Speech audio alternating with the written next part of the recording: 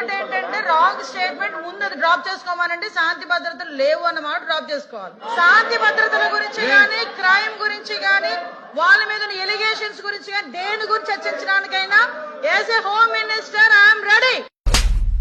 వలభనేని వంశీ నివాసం దగ్గర హైటెన్షన్ వాతావరణం కనిపిస్తోంది. గుడివాడలో మాజీ మంత్రి కొడాల నాని ఇంటిపై దాడి చేశారు తెలుగు యువత నాయకులు. తూర్పు గోదావరి జిల్లా రాజమండ్రిలో మాజీ ఎంపీ భరత్కు చెందిన ప్రచార రథానికి నిప్పు పెట్టారు.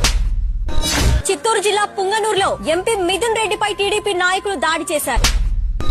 అనంతపురం జిల్లా తాడిపత్రిలో మరోసారి ఉద్రిక్త పరిస్థితి కనిపించింది. టీడీపీ ఎమ్మెల్యే జేసీ వర్గీయులు దాడి చేశారు. మాజీ మంత్రి పేర్ని నాని కారుపై రాళ్ల దాడి జరిగింది. జై జనసేన అంటూ తన ట్రాక్టర్ తో ముద్రగడ ఇంటి గేటును తోసుకుంటూ లోపలికి వెళ్లాడు. మాజీ మంత్రి నల్లపురెడ్డి ప్రసన్న కుమార్ రెడ్డి ఇంటిపై పచ్చ మూకలు దాడి చేశాయి. ZP chairperson